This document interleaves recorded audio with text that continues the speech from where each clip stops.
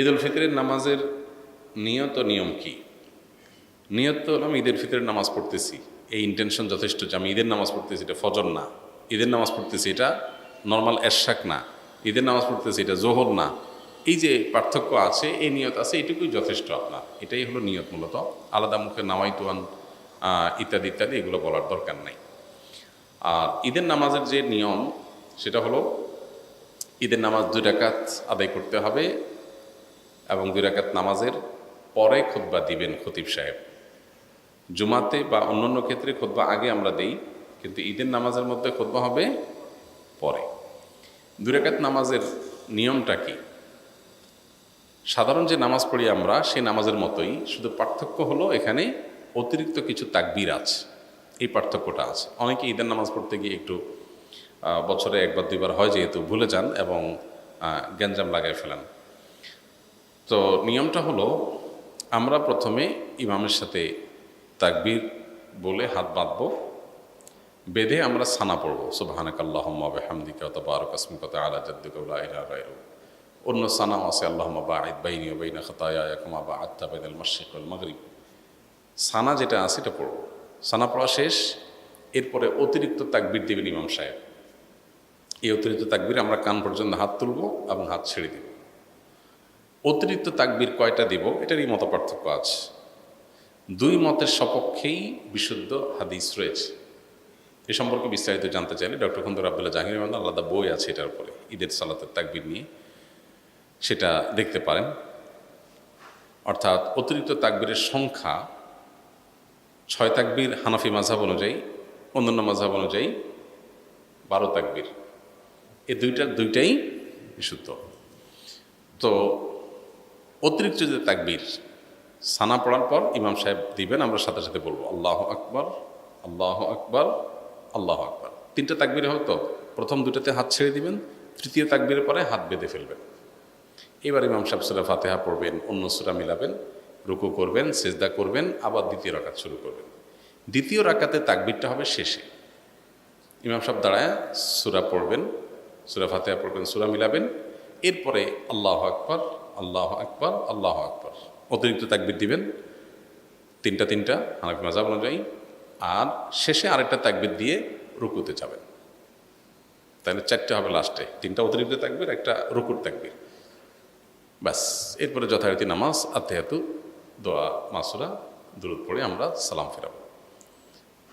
এ হলো নামাজ। তাহলে শুধুমাত্র অতিরিক্ত তাকবীরগুলো প্রথম রাকাতে সানা পড়ার পরে সূরা ফাতিহার আগে, আর দ্বিতীয় রাকাতে অতিরিক্ত তাকবীরগুলো হবে রুকুতে যাওয়ার আগে, সূরা ফাতিহা সূরা মিলানোর পরে।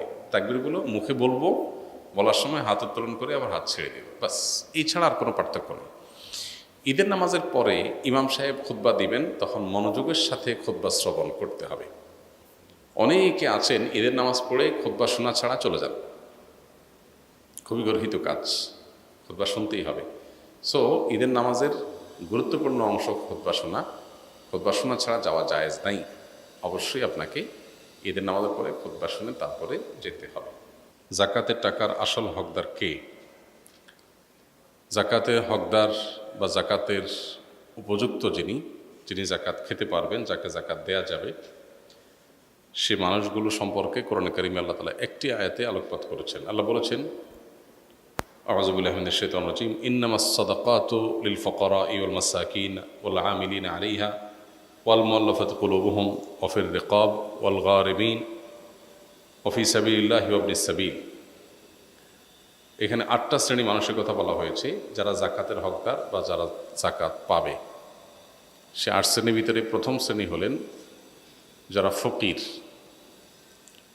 ফকির বলতে যারা অভাবী, তাদের যে উপার্জন হয় সে উপার্জন দিয়ে তাদের দিন বা মাস চলে না, কষ্ট হয়, দেনা হয়ে যায়, টেনে টেনে চলতে হয়।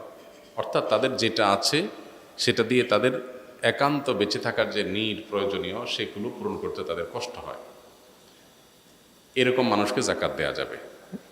আরেকটা হলো যে আল মাসাকিন, দ্বিতীয় শ্রেণী হলেন যারা কিছুই নেই, একেবারে নিঃস্ব, তাকে তো জাকাত দেওয়াই যাবে।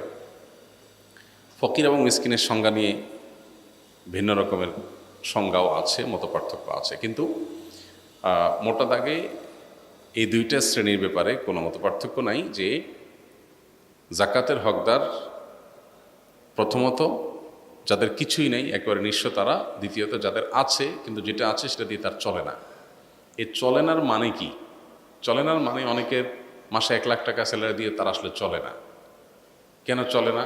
কারণ তার নতুন আরেকটা গাড়ি কেনার শখ আছে, ওই টাকাটা এখনো জোগাড় হয় নাই, তার অভাব আছে। এই টাইপের অভাবই না, খেয়ে পরে বেঁচে থাকা, ট্রিটমেন্ট করা, যেগুলো মানুষের প্রিন্সিপাল নিড, সেগুলো পূরণ করতে পারে না সে। এরকম যদি অভাবী হয়, ধরা যাক তার বেতন 15,000 টাকা মাসে বা 20,000 টাকা মাসে, ঢাকা শহরে 1 রুমের বাসা নিয়ে বাচ্চাদের নিয়ে থাকে, কষ্ট হয়, তার খাবার দাবার আবাসন এটুকুর ব্যবস্থা করতে কষ্ট হয়ে যায়, হয় দেনা হয়ে যায়, আর না হলে অনেক টানাটানি করে চলতে হয়। এরকম মানুষকে জাকাত দেওয়া যাবে। 3 নম্বর হলো জাকাতের যারা উসুলকারী, তারা জাকাতের উসুল কারা করেন? রাষ্ট্রীয়ভাবে জাকাত উসুলের ব্যবস্থাপনা থাকলে যে ডিপার্টমেন্ট এটা দেখাশোনা করবে, সেই ডিপার্টমেন্টের কর্মী শ্রমিক যারা থাকবে তাদের বেতন ভাতা এই জাকাতের টাকা থেকে দেওয়া যাবে। 4 নম্বর হলো মুআল্লাফাত কুলুবুহুম। মুআল্লাফাত কুলুব বলা হয় সেই সব মানুষদেরকে যাদেরকে জাকাতের অর্থ দিলে তারা ইসলামের দিকে অগ্রসর হবে। ধরা যাক কেউ নতুন মুসলমান হয়েছে, তাকে জাকাতের টাকা দিলেন ইসলামের উপরে অটল অবিচল থাকার জন্য। অথবা এমন কোনো জনপদ, আমাদের দেশের সেরকম পরিস্থিতি নেই, এমন কোনো জনপদ যেখানে আসলে অমুসলিম কেউ যে ইসলামের দিকে ঝুঁকছে, আসছে, মনে হচ্ছে যে তাকে আমি হেল্প করলে সে ইসলামের দিকে আসতে পারে, সে অসহায়, আমি হেল্প করলাম, অথবা তার ক্ষতি থেকে বাঁচার জন্য তাকে আপনি টাকা দিলেন। অবশ্য এই খাতটা অনেক ইমামদের মধ্যে রহিত হয়ে গেছে। 5 নম্বর হলো দাস মুক্তি। এটার অপশন এখন নাই। দাসীরা তাদেরকে মুক্ত করার জন্য জাকাতের অর্থ ব্যয় করা যাবে। আপনি ইসলামের বিধিবিধানগুলো দেখেন, কোরআনের আয়াতগুলো দেখেন, দেখবেন মানুষকে দাসত্ব থেকে মুক্ত করার জন্য ইসলাম বহু আয়োজন রেখেছে। আপনি কোনো একটা ভুল করেছেন, অন্যায় করেছেন, এটার ক্ষতিপূরণ কাফারা দাস মুক্তি। এই যে আপনার কোনো দাস, কোনো দাসী তার মালিক থেকে মুক্ত হতে চায় টাকার বিনিময়ে, তাকে আপনি জাকাতের টাকা দিয়ে মুক্ত করতে পারবেন। মানে মানুষকে দাস মুক্তি থেকে, দাসত্ব থেকে মুক্তি দেওয়ার জন্য ইসলাম নানামুখী আয়োজন রেখেছে।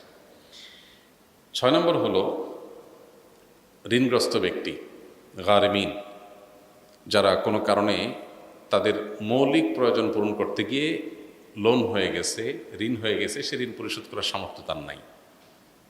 গরিব মানুষ, ট্রিটমেন্ট করতে করতে অনেক টাকা দেনা হয়ে গেছে, তাকে জাকাতে টাকা দিতে পারবেন। অথবা তার মৌলিক প্রয়োজন পূরণ করতে গিয়ে দেনা হয়ে গেছে।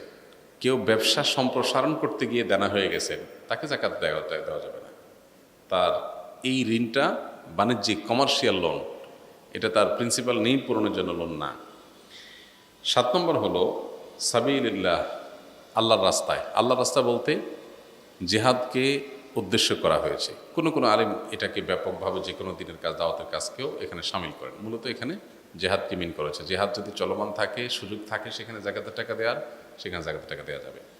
সর্বশেষ খাত হলো ইবনুস সাবিল বা পথিক, মুসাফির, যিনি সফরে আছেন কিন্তু তার সফরে কোনো প্রয়োজন হয়েছে, তখন তিনি তার মূল জায়গাতে অনেক টাকা পয়সা আছে, তিনি জাকাতের হকদার না, সচ্ছল মানুষ, কিন্তু এই মুহূর্তে তিনি ট্রাভেলে আছেন, এদিকে তার নিড হয়েছে, তো যতটুকু নিড আছে ততটুকু তিনি জাকাতের টাকা থেকে নিতে পারবেন যদি তার সাথে টাকা পয়সা না থাকে। এখন আজকালকার যুগে আমরা যারা ট্রাভেলে থাকি, আমাদের সবার সাথে visa card, master card, ATM card থাকে, আমরা দিলেই টাকা বাইর হয়।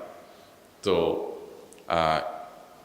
এরকম যদি হয় যে আমার আসলে নিড পূরণ করার ব্যবস্থা আছে, তাহলে আবার আমি মুসাফির মানুষ জাকাত খাওয়া শুরু করে দিলাম, এটা করা যাবে না।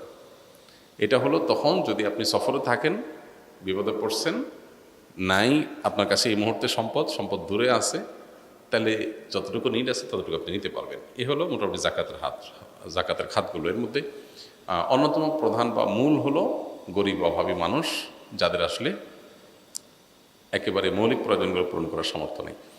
আমাদের দেশে অনেকে জাকাতের টাকা আমরা দেই, কিন্তু খুব ভালো করে ইনভেস্টিগেশন করা ছাড়া, যাচাই বাছাই করা ছাড়া আমরা তাকে জাকাতের টাকা দিয়ে দিই। এতে জাকাত আদায় হবে না। আপনি এমন কোনো মানুষকে জাকাতের টাকা দিলেন, তার আসলে ৮০-৮৫ হাজার টাকা বা ১ লাখ টাকা তার ব্যাংক ব্যালেন্স আছে, লোন মুক্ত, কোনো লোন নাই, বা লোন যেগুলো আছে সেগুলো বাদে লাখখানিক টাকার মতো টিকে, বা ৮৫,০০০ থেকে লাখের রেঞ্জের মধ্যে, মানে যেটা দিয়ে 52.৫ তলা রূপা কেনা যায়, এরকম টাকা আছে। তাকে আপনি জাকাতের টাকা দিতে পারবেন না, সে ইটসেলফ জাকাত দিবে, বরং জাকাত দেওয়ার জন্য তিনি বরং উপযুক্ত। তো তিনি জাকাত দিবেন, তিনি জাকাত খেতে পারবেন না। আবার অনেকে আছেন যে তার যা আর্ন হয় সে আর্ন দিয়ে তার মাসটা